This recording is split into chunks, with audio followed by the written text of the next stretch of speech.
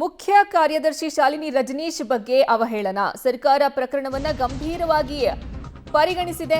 ಶಾಲಿನಿ ರಜನೀಶ್ ಜೊತೆ ಸಿಎಂ ಸಿದ್ದರಾಮಯ್ಯ ಪ್ರತ್ಯೇಕವಾಗಿ ಚರ್ಚೆಯನ್ನ ನಡೆಸಿದ್ದಾರೆ. ಸರ್ಕಾರ ಈ ಪ್ರಕರಣವನ್ನ ಗಂಭೀರವಾಗಿ ಪರಿಗಣಿಸಿದೆ.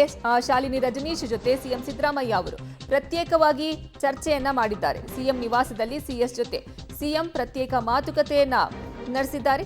ರಾಜ್ಯ ಸರ್ಕಾರ ಸಂಪೂರ್ಣವಾಗಿ ನಿಮ್ಮ ಬೆಂಬಲಕ್ಕೆ ನಿಂತಿದೆ, ಕಾನೂನುಬದ್ಧವಾದ ಎಲ್ಲ ಕ್ರಮವನ್ನ ನಾವು ತೆಗೆದುಕೊಳ್ತೀವಿ ಅನ್ನುವಂಥ ಭರವಸೆಯನ್ನ ಕೊಟ್ಟಿದ್ದಾರೆ. ಪ್ರಕರಣದ ಬಗ್ಗೆ ಮಾಹಿತಿಯನ್ನ ಪಡೆದುಕೊಂಡಿದ್ದಾರೆ.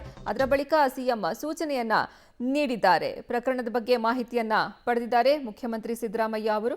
ಶಾಲಿನಿ ರಜನೀಶ್ ಜೊತೆ ಸಿಎಂ ಸಿದ್ದರಾಮಯ್ಯ ಪ್ರತ್ಯೇಕವಾಗಿ ಚರ್ಚೆಯನ್ನು ಸಹ ನಡೆಸಿದ್ದಾರೆ. ಸಿಎಂ ನಿವಾಸದಲ್ಲಿ ಸಿಎಸ್ ಜೊತೆ ಪ್ರತ್ಯೇಕ ಮಾತುಕತೆ ಮಾಡಲಾಯಿತು. ರಾಜ್ಯ ಸರ್ಕಾರ ಸಂಪೂರ್ಣವಾಗಿ ನಿಮ್ಮ ಬೆಂಬಲಕ್ಕೆ ನಿಂತಿದೆ, ಕಾನೂನುಬದ್ಧವಾದ ಎಲ್ಲ ಕ್ರಮವನ್ನು ನಾವು ತೆಗೆದುಕೊಳ್ತೀವಿ ಅನ್ನುವಂತಹ ಭರವಸೆಯನ್ನ ಸಿಎಂ ಸಿದ್ದರಾಮಯ್ಯ ಅವರು ಕೊಟ್ಟಿದ್ದಾರೆ.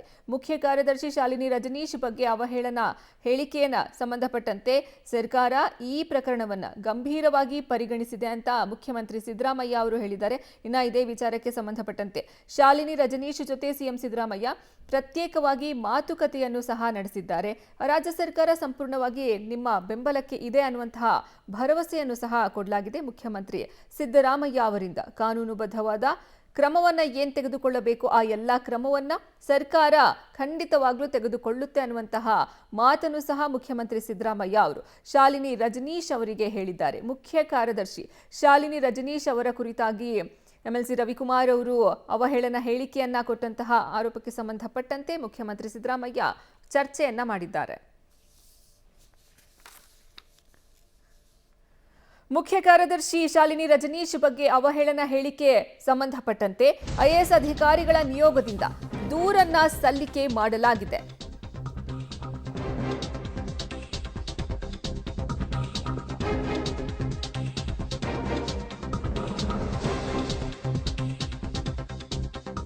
ರವಿಕುಮಾರ್ ವಿರುದ್ಧ ಸಿಎಂ ಸಿದ್ದರಾಮಯ್ಯ ಅವರಿಗೆ ದೂರನ್ನ ಕೊಡಲಾಗಿದೆ. ಸಾರ್ವಜನಿಕವಾಗಿ ಮತ್ತು ಬೇಷರತ್ ಕ್ಷಮೆಯನ್ನ ಯಾಚಿಸಬೇಕು, ರವಿಕುಮಾರ್ ವಿರುದ್ಧ ಕ್ರಮ ಕೈಗೊಳ್ಳುವಂತೆ ಒತ್ತಾಯವನ್ನ ಮಾಡಲಾಗಿದೆ.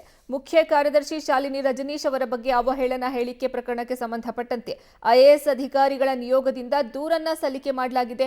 ರವಿಕುಮಾರ್ ವಿರುದ್ಧ ಮುಖ್ಯಮಂತ್ರಿ ಸಿದ್ದರಾಮಯ್ಯ ಅವರಿಗೆ ದೂರನ್ನ ಸಲ್ಲಿಸಿದ್ದಾರೆ. ಸಾರ್ವಜನಿಕವಾಗಿ ಮತ್ತು ಬೇಷರತ್ ಕ್ಷಮೆಯನ್ನ ಯಾಚಿಸಬೇಕು ರವಿಕುಮಾರ್ ಅವರು, ರವಿಕುಮಾರ್ ವಿರುದ್ಧ ಕ್ರಮವನ್ನ ತೆಗೆದುಕೊಳ್ಬೇಕು ಅನ್ನುವಂತಹ ಒತ್ತಾಯವನ್ನ ಈ ವೇಳೆ ಮಾಡಲಾಯಿತು. ಐಎಎಸ್ ಅಧಿಕಾರಿಗಳ ನಿಯೋಗದಿಂದ ದೂರನ್ನ ಸದ್ಯ ಸಲ್ಲಿಕೆಯನ್ನ ಮಾಡಿದ್ದಾರೆ.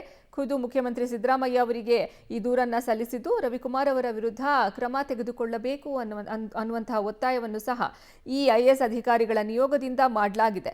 ಸಾರ್ವಜನಿಕವಾಗಿ ಮತ್ತು ಬೇಷರತ್ ಕ್ಷಮೆಯನ್ನ ರವಿಕುಮಾರ್ ಅವರು ಕೇಳಬೇಕು ಅನ್ನುವಂತಹ ಆಗ್ರಹವನ್ನು ಸಹ ಮಾಡಿದ್ದಾರೆ.